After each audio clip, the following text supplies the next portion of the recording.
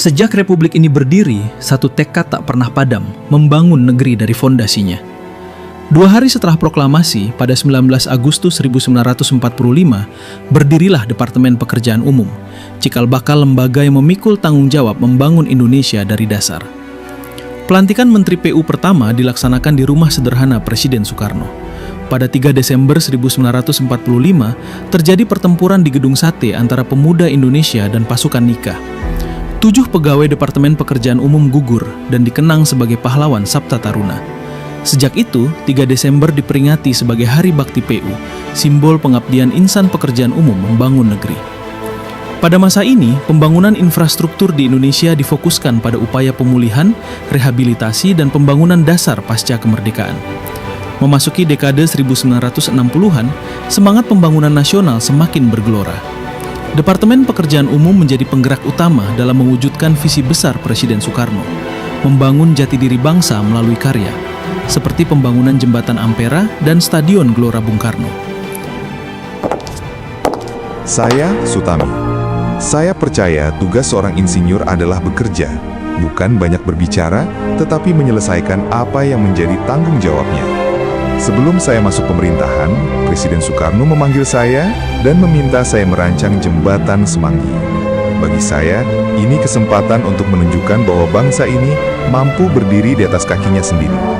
Kami menggunakan beton prategang, teknologi yang saat itu masih baru, dan Jembatan Semanggi menjadi yang pertama di Indonesia. Syukurlah, sampai hari ini, ia masih tegak dan melayani rakyat. Kemudian, saya dipercaya memimpin Departemen Pekerjaan Umum dan Ketenagalistrikan. Pekerjaan saya sebenarnya tidak berubah.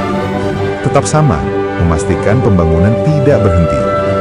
Walaupun negara sedang sulit, kami tetap membangun bendungan, jalan, jembatan, pembangkit tenaga air, semua demi kebutuhan rakyat banyak.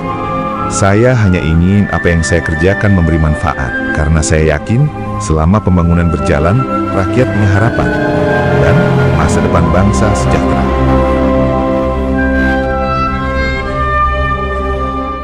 Menteri Sutami menjadi ikon profesionalisme insinyur Indonesia.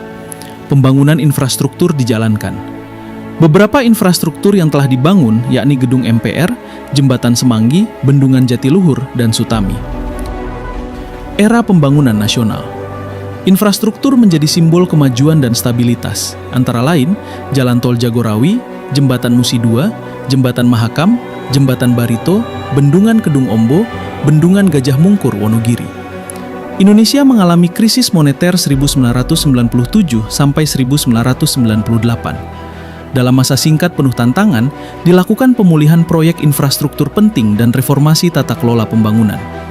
Reorientasi pembangunan ke arah permukiman rakyat. Fokus bukan lagi membangun yang besar, tapi memulihkan, menata, dan memberdayakan masyarakat serta daerah. Fokus memperkuat sistem infrastruktur dasar, mempercepat pemulihan ekonomi, dan membangun konektivitas antar daerah. Perbaikan lanjutan jalan nasional lintas Jawa dan Sumatera, dan selesainya Bendungan Batu Tegi. Kebijakan pembangunan infrastruktur berorientasi konektivitas nasional dan pengurangan kesenjangan wilayah. Beberapa infrastruktur antara lain, Tol Cipularang, Tol Semarang-Solo, Jembatan Suramadu. Selain itu, dimulainya Program Nasional Penyediaan Air Minum dan Sanitasi Berbasis Masyarakat, PAMSIMAS, dan pembangunan Sistem Penyediaan Air Minum, SPAM, regional. Dari Sabang sampai Merauke, dari desa hingga kota. Infrastruktur hadir menghubungkan seluruh Indonesia.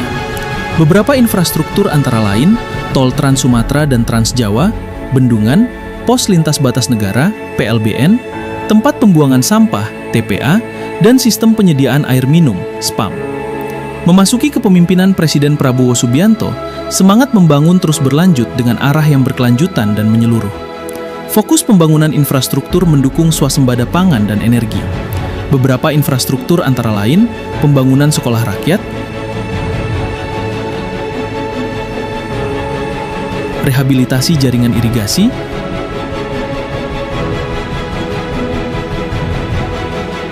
perbaikan jalan, pembangunan jembatan, dan infrastruktur dasar.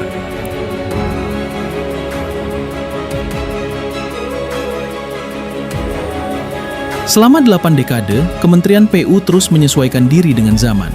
Nama boleh berubah, struktur boleh berganti, namun semangatnya tetap satu, membangun negeri untuk rakyat.